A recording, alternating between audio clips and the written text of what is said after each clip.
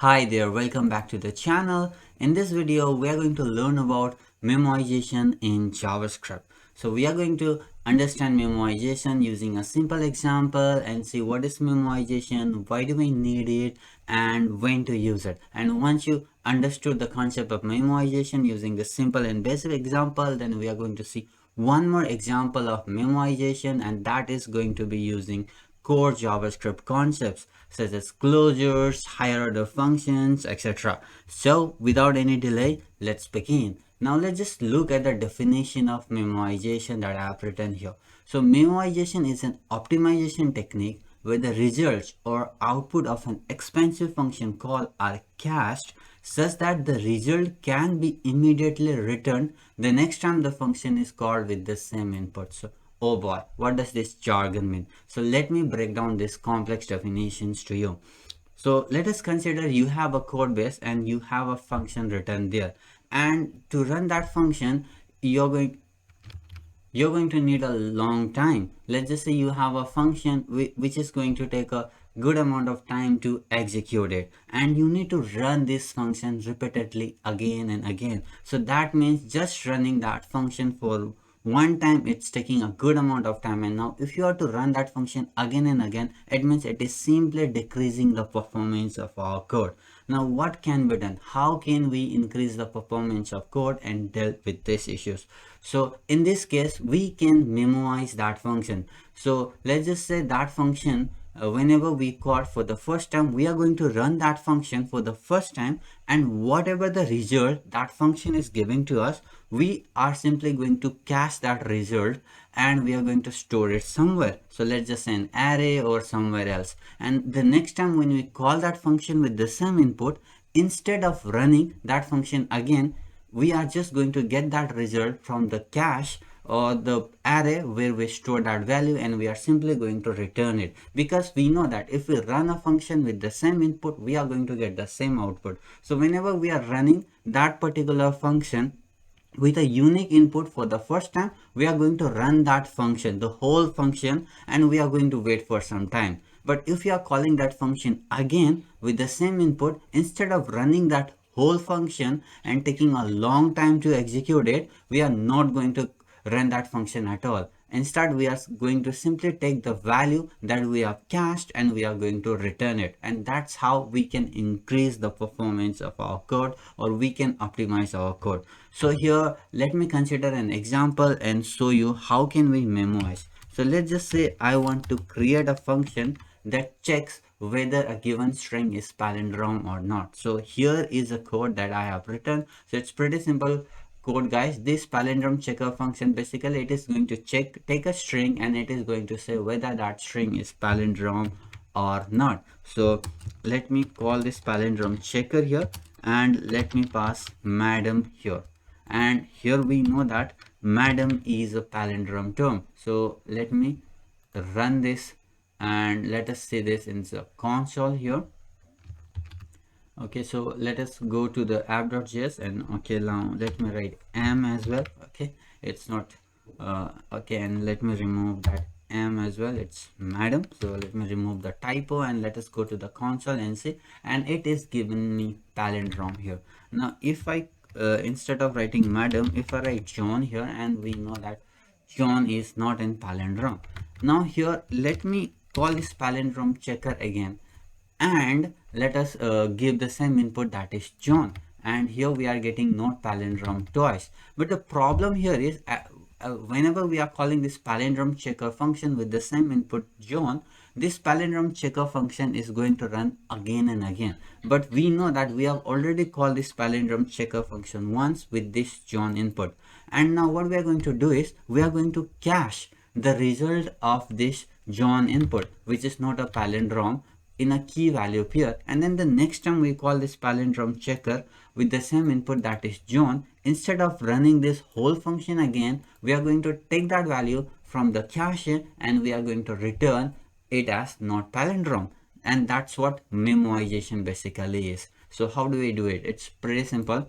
For that, we need to create an cache object. So I'm just going to name it as cache palin. Okay, and checker. Let me add this as cache palin checker, and I'm going to initialize an empty object here. And this object is basically going to consist of some key value pair here.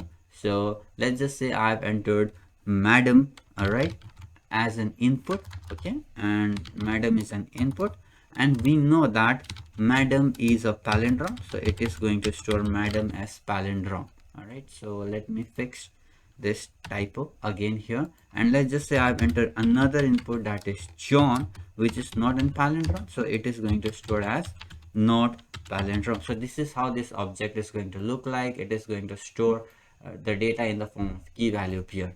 And now what I'm going to do is, I'm going to, before we run this function, I'm going to check whether that input is present in this cache or not.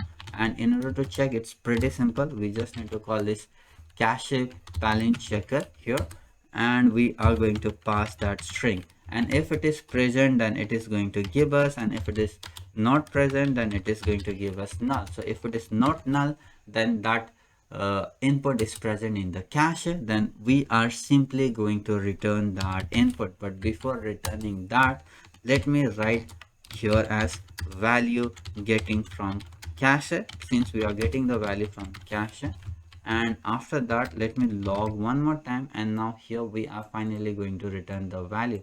So let me write it here as string, and let me say is, okay, so let me give space one more time, and I'm going to say string is, and I'm going to simply say cache palin checker and string. So by doing that, I'm going to get the value that madam is palindrome and John is, I'm going to get the value as not palindrome if it is present in the cache. And let's just say if it is not in the not present in the cache, then it is going to run this whole function, and here we are going to know whether it is palindrome or not. And since let's just say we are calling this palindrome checker here for the first time with a unique input called John, that means we are not going to get that John present in this cache, right? Cache plain checker. So instead of that, we are going to run this whole function again. Now we have run this whole function palindrome checker with this John input. Now we need to cache, that means we need to store the result of this into this cache palin checker. So how do we store it? It's pretty simple. We are going to come here and we are going to store it.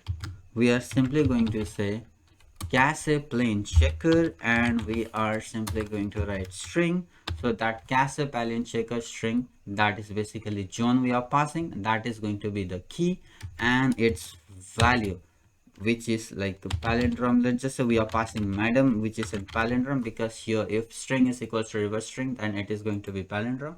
So let's just say we are passing your madam, and this madam is going to be the key, and the value is going to be palindrome. So madam palindrome, the key value, that is going to be stored in this cache plain checker object here. And let me remove this console here. Okay, so let me keep it here, and let me write this one more time here, and here I'm going to say calculating. Okay, calculating, let me write it, calculating for the first time. Let me write this because this is, we are running this palindrome checker function for the first time and we are getting the result, so that's why I'm writing this calculating for the first time. And after that, we also need to log the result, and that is pretty simple. Again, we are just going to say string, and we are going to say is, whether it's a palindrome or not, that's pretty simple, that we need to log the value, and that is how we are going to log it here. And let's just say user, instead of passing madam, user has passed John. That means it is not going to enter inside this if statement, it is going to come outside of the if statement, because if, again, it is not a palindrome. So for that, we need to write this code again here as well. So let me copy this line of code here. And what is the first thing that we need to do? We need to cache the result. Yes, so that the next time this function is called with the same input, we don't want to run this line of code again. So that the first thing is we need to cache, and here it is not a palindrome, so I'm caching the key value here, and then the value is going to be non-palindrome, and again I'm logging that exact value, and we are saying calculating for the first time. Now let me call this palindrome checker twice. So the first input is John, and again the second input is also John. Now let me go to the console and see here. Now let me refresh it for the first time, and you can see here, okay, it is returning the value multiple time because I did a small error. So let me go to the code and let me write the return statement here. I forgot to return the statement, so I need to write the return statement. Now it's fixed. Now let us go to the console. Now you can see here it is logging calculating for the first time, and it is saying John is not palindrome because we are calling palindrome checker for the first time here and passing John as a unique input, and it does not find that John key value pair in this cast palin checker. So that's why this if statement didn't got executed, and we executed the whole function here, and it gave us the result as John is not palindrome, and it was calculating for the first time, and that's why we got this log calculating for the first time.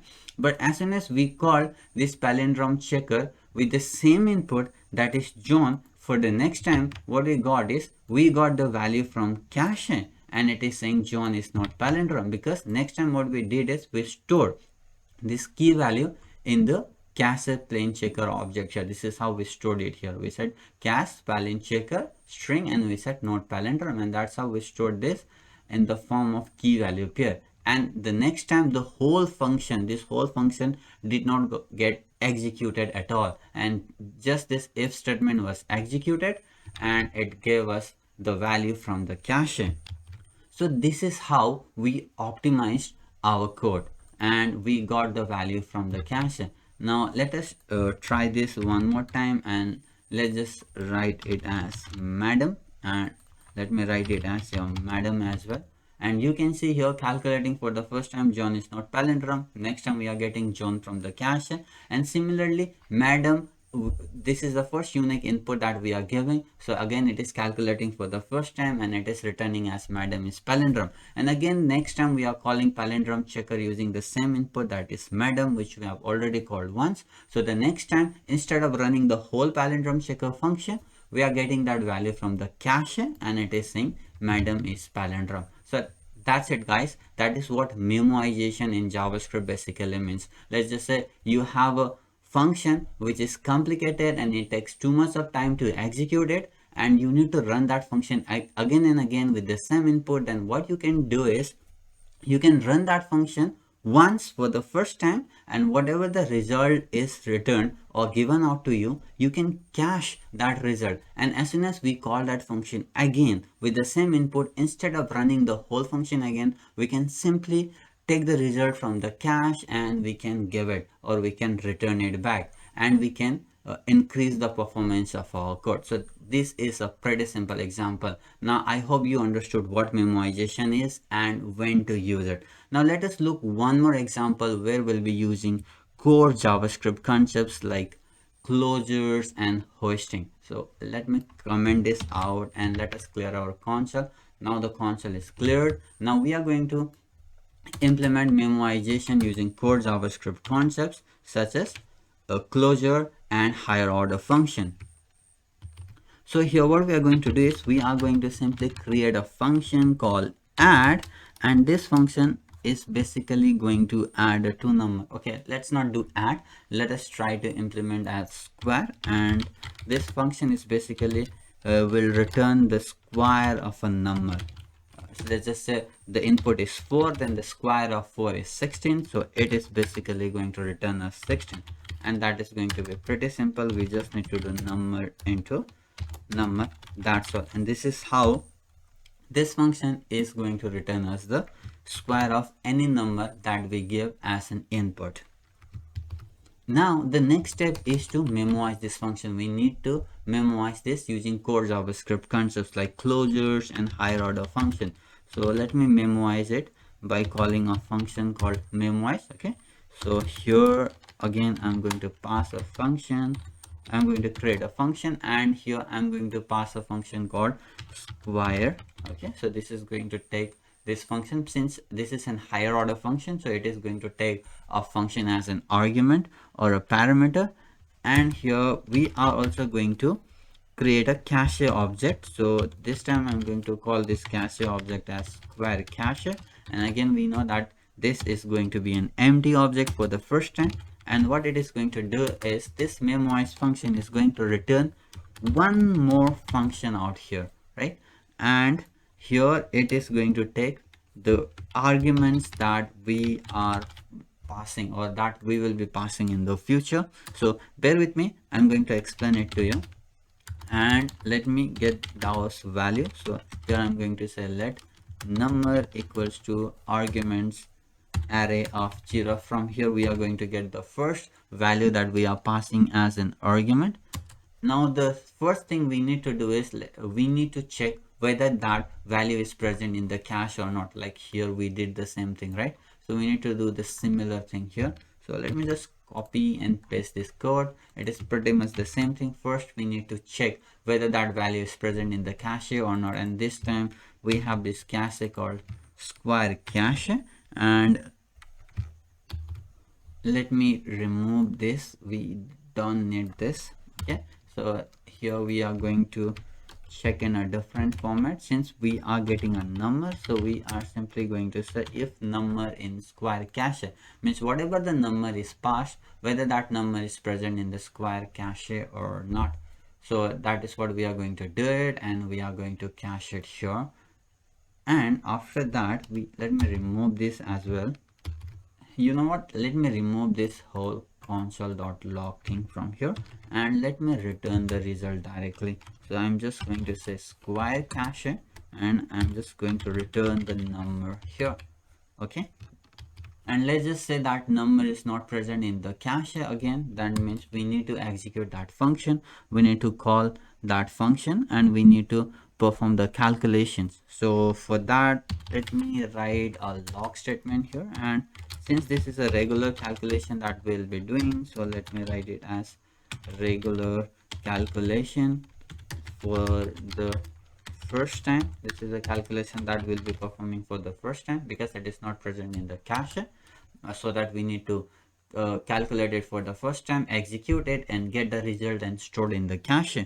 So let us execute and get the result. So we are going to create a variable called result, and we are going to store the result here by calling the square function, and we are simply going to pass the number here. So this is the square function. Basically this is the square function that we are going to pass in this Memoize, and we are going to call it here, and we are going to pass that number, and this square function is basically going to return the result. Let's just say number is 4, so it is going to return the result as 16 here, and that result is going to hold that 16 value. Now we got the result. Now after that, what we need to do is we need to store in the cache, so that whenever we call this function again with the same input, that is 4, we don't want to run this whole function again. We just simply want to take that value from the cache and return it. So we need to store in cache, and you know that storing in cache is pretty simple. We just need to call our cache, that is square cache, and we need to pass it number. Let's just say number is a 4, so that is going to be key here, and the value that we are storing in the result. So the value is going to be the result here, and we stored our value inside the cache. Now we can simply return the result that we have calculated here. Okay, so that's the pretty much Memoize functions that we have done. Now let me call this function here. So let me create a variable, and let me call it as square number, and let me call that Memoize function. And we know that this Memoize function is going to take this square function, right, as an argument. Let me pass this, and this square number. So let me log this square number here. All right, square number, and again we are going to call this as an function, and let me remove this, and we are going to pass the value as 4 here. Okay, so now some of you might be getting confused with the syntax, so let me explain you guys one more time. So basically what we have done is, first we have created a function called square, and basically this function is going to return us the square of a number. Let's just say the value is 4, so it is going to return 16 because 16 is the square. And what we are doing is we are passing this function, square function, as an argument to this memoize function, and we are calling this memoize function here, and this memoize function gets triggered, right? And then here this memoize function, what it is doing is it is returning us this new function, and we know that this memoize function is returning us a new function. That's why whatever this new function this memoize is returning us, we are storing it in this square number, and now we need to call this function, this return function. So that's why we are calling this square number here, and we are passing this argument, the 4 as an argument, and we are taking it here in the form of an arguments, and I'm here simply spreading it out here, and I'm just taking this 4 and storing it in the number here, and I'm going to and I'm checking this number is whether present in the cache or not, in the square cache. Since here we are passing 4 for the first time, 4 is not present in the cache, so this if log is not going to execute it, and we are going to go through the regular calculation for the first time, and here we are going to call this square number, and we are going to pass 4, and it is going to return a 16, and that 16 is going to stored in this result variable, and now we are going to store this in the cache. So this is going to be square cache number equals to result. That means this is how it is going to get stored here. So it is going to be like that. So it is going to be 4, which is our key, and then the value, it is going to be 16. That's all, and we are going to return the result, and we are logging it here, and we'll be getting 16 as a result, and we'll be logging regular calculation for the first time.